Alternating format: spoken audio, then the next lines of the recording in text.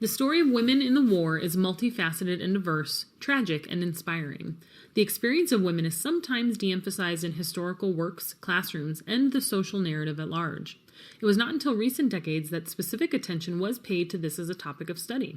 Today's presentation will look at the ways in which women were involved in and affected by World War II, not only in America as their work as code girls, but also in the Pacific and European theaters as well as in the Soviet Union.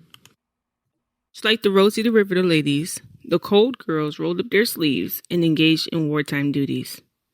Although not immediately recognized, their contributions directly impacted the battlefield.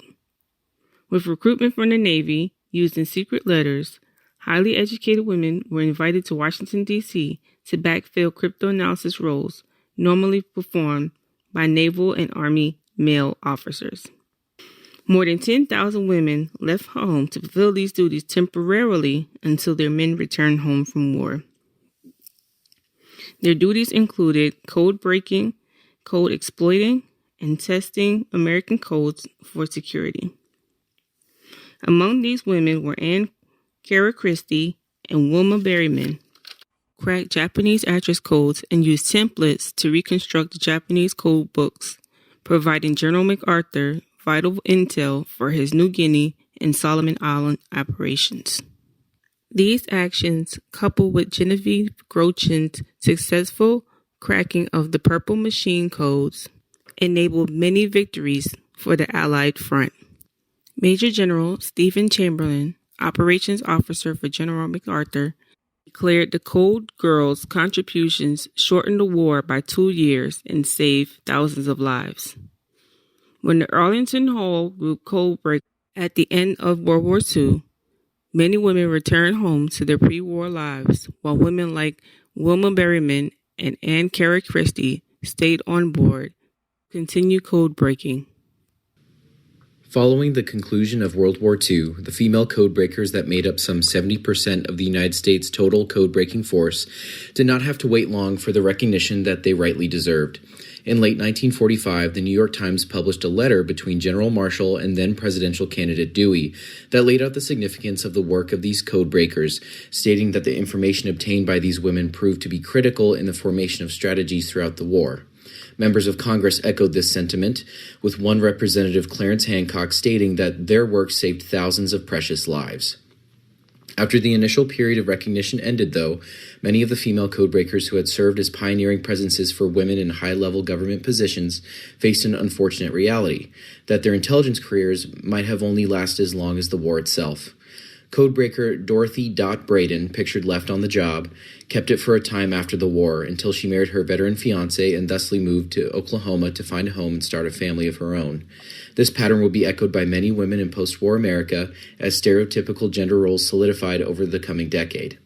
However, some female codebreakers like Anne Cara Christie, pictured on the top and bottom right, remained in the field of high-level intelligence in the U.S. government throughout the Cold War and into the end of the 20th century as the first female deputy director of the NSA until her retirement in 1982, pushing the boundaries of women in government intelligence as well as the workplace in post-war America. She is pictured on the bottom right receiving the Distinguished Civilian Service Award and National Security Medal from then-President Reagan. As is the case in all facets of the war, the experience of women in Europe varied greatly. A key factor is understanding that millions of women were victims to Nazi brutality, but many also fought back against what was happening around them.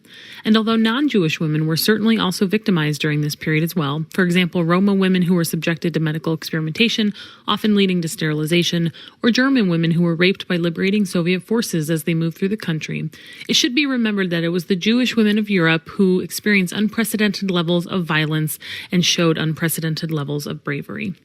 As we know, men and women were separated by gender once in the camps, and oftentimes women and their young children were killed quickly upon arrival.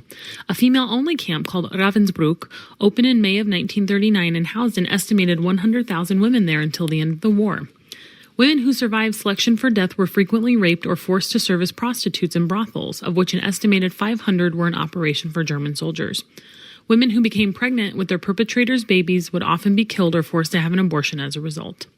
However, as Dr. Benkert notes in his Module 6 lecture on the Holocaust, women were not only victims, but were also active in resistance movements against the Third Reich.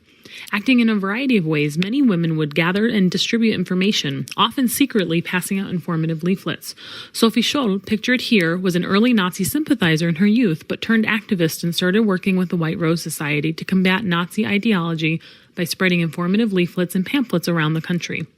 Eventually caught and tried for treason, Sophie was killed by guillotine at the age of 21. Women also did more outwardly dangerous work, such as hiding weapons and fighters themselves, and occasionally they too also fought on behalf of these resistance movements. Since women could more freely move around the country than men could, they sometimes had an unexpected advantage in being members of these groups. For example, Heike Grossman, pictured here, worked with the Bialystok Ghetto Underground and helped coordinate the Bialystok Ghetto Uprising in 1943.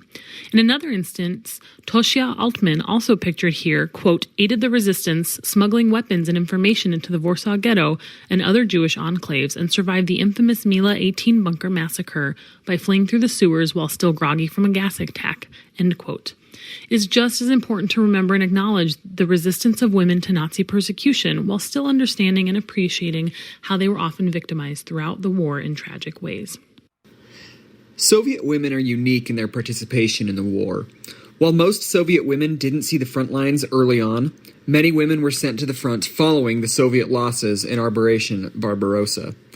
Over 800,000 Soviet women served in the Red Army, some reports even going up to 1 million, and around half of those numbers were frontline duty units.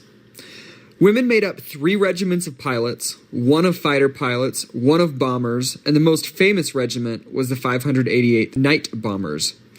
They were so good at their job that the Germans gave them the title of the Night Witches, as you may remember from Professor Bankert's lecture. Marina Roskova, shown here on the left, was the best-known female pilot in the war. She was known by many as the Soviet Amelia Earhart. She was so well known that she reached out directly to Stalin and asked for the permission to put together a women air pilots that could drive back encroaching Germans. She flew in the 589th Regiment, so was not part of the Night Witches. However, her fame put fighting women in the limelight. While the most famous women in the Red Army were pilots, many other women fought in prominent positions. For example, Natalia Kovshova was a sniper, and Maria Polivanova worked as her spotter. Together, they had an estimated 300 kills. Their fame is shown on the picture on the left, a Soviet stamp commemorating the Great Patriotic War, showing them. Ultimately, it's believed that they pulled a grenade when their capture by Nazis was guaranteed. The war for women in Japan took several shapes, often based on whether they were Japanese or women of areas captured by the Japanese. On the home front, within their traditional patriarchal society, women served in traditional gender roles. They were historically not educated equally and had limited professional opportunities. This continued during the war as Japan extracted labor from slaves in areas captured.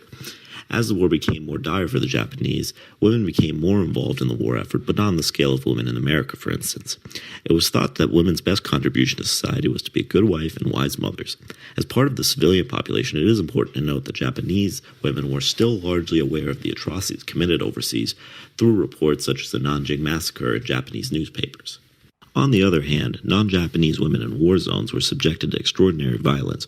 Rape and murder of women was a common war crime, and a famous example is the already mentioned Nanjing Massacre, in which eyewitness accounts tell us of thousands of women being brutalized at the hands of the Japanese. These acts of violence were not individual acts carried out by rogue individuals.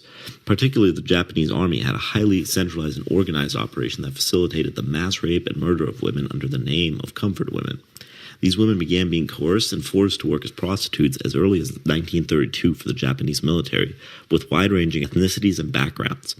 Evidence of these intricacies of this system include that army doctors were employed in checking these women for venereal diseases as regularly as every 10 days, and documents show that Army and Navy officials ordered comfort women into the front lines where they were needed to raise morale. Japanese racist ideology towards Asian societies played a role in this as well, as they believed Japanese women should not suffer these fates, but these women of lower racial hierarchies were fair game and a spoil of war. As a result, the experience of non-Japanese women in the war was brutal, dangerous, and often fatal.